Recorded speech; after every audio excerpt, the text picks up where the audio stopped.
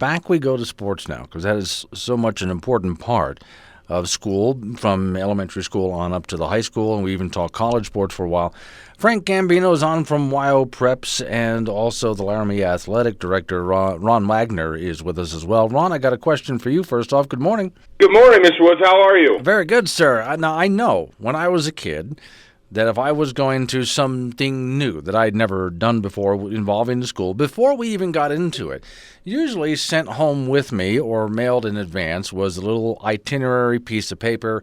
Here's how we do things. So my mom and I could take a look at it. So I knew at least an outline of what to expect when I showed up. So are we doing that now when kids get back into athletics, or are they already getting a how-to list or a what-to-do list, or how we're doing something differently, or do you have a list like that yet?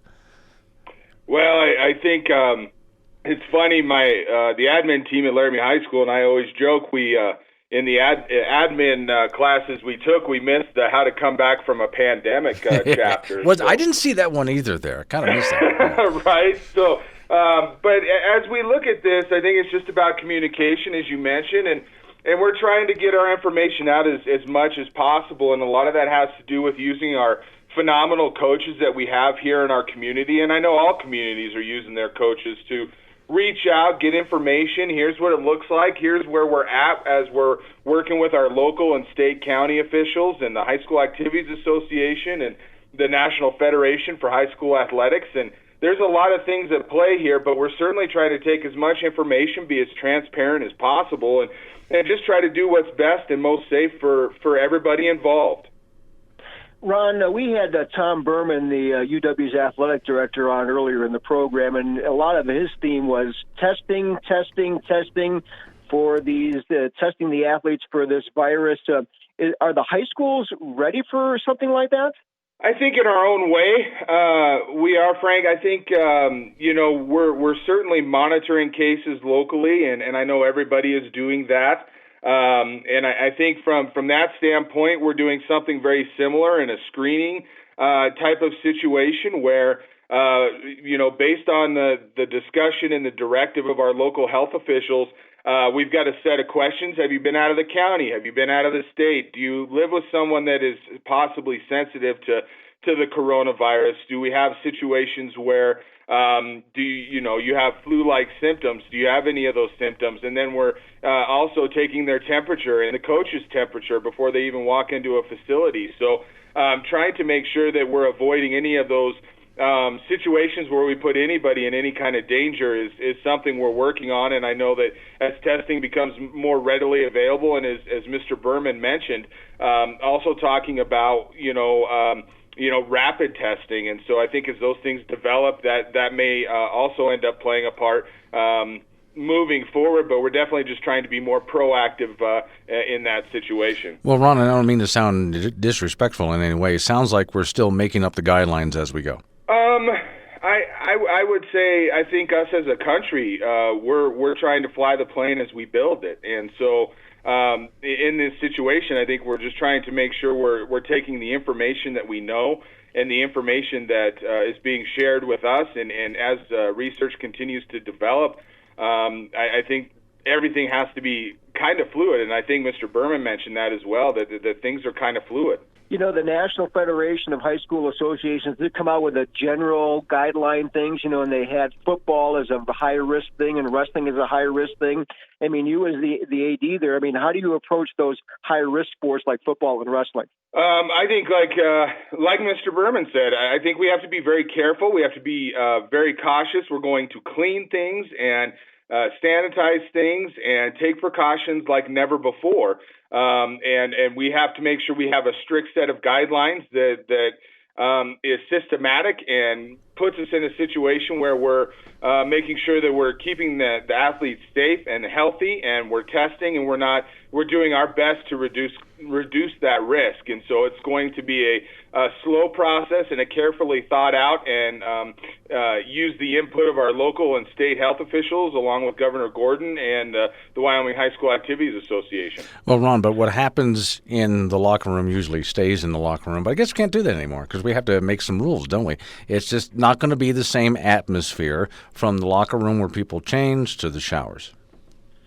Yeah, I would agree with that, Mr. Woods, and I would say that right now we're not even opening our locker rooms, and even opening us up to that situation. So I think you're absolutely right. It's going to look different, no matter how much we try to make it like normal, and I think that's what everybody would like to, quote unquote, go back to normal. But I think there will certainly be policies and procedures in place to help us make sure we stay safe.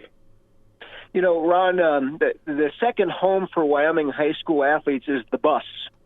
Obviously, they spend an inordinate amount of time on the road traveling from place to place. That's got to be an issue that keeps you up late at night.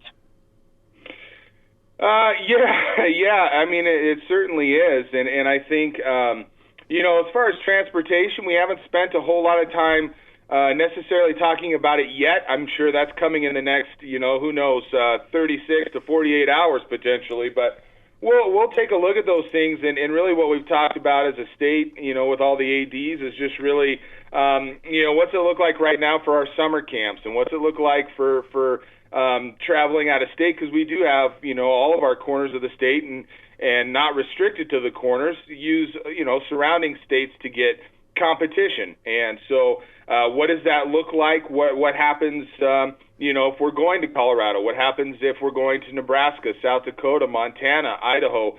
All of those things are certainly things that have to be taken into account, and what restrictions those states are in. So that's kind of where we focused our discussions on transportation right now. But Frank, you're absolutely right. There's a lot of hours, especially when you're down here in Laramie. To go to Gillette's quite the haul. So we definitely are going to have to be talking a little bit about that and seeing how we can make that happen. Well, Ron, you do have to hurry up and get this up and running again, because we're watching Frank lose his mind without sports, and I'm sure he's not the only one. Do you have any idea of when things really do get started? Do we have a firm schedule yet?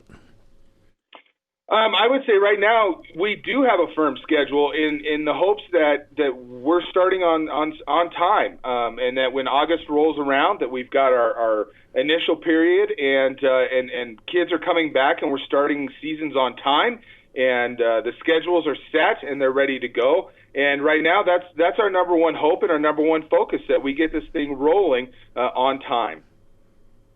Okay, Ron, Frank, I thank you both for coming on to the program here. I appreciate your time. Frank, as this gets up and going again, and I'm sure you're glad to hear that there's actually a schedule that's going to happen, but people can find out, I guess, what those schedules are going to look like on WyoPreps. Yeah, absolutely. Here's my thing about this whole thing with college and high school and even the elementary schools is, what is the process of getting these students back into school in the fall, whether on campus or in the high school level? Now, I read a story. There's a small little elementary school in Montana that was closed and then opened, and to ensure social distancing within the schools, they used that noodle that you see at swimming pools. It's about 6 feet long, or a little bit less, and the teachers would hand that out, and then that's how you had to stay apart from each other. Sure, but at least you can laugh at that. You can't take it seriously. Well, yeah, but so if you're going to distance these kids within the high school and the college level, how is that going to work? I mean, I think that's the biggest thing.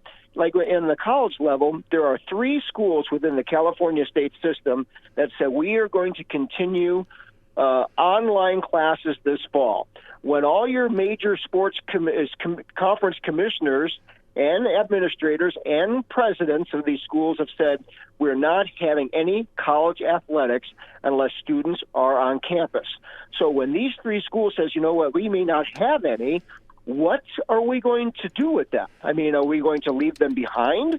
Or are we going to let them catch up and adjust the schedule? I mean, I'm not sure that they've even – that's just a logistical nightmare of just that. The other thing, too, Glenn, and this is off just the top of my head, we're all into this virus thing and trying to, move on from it.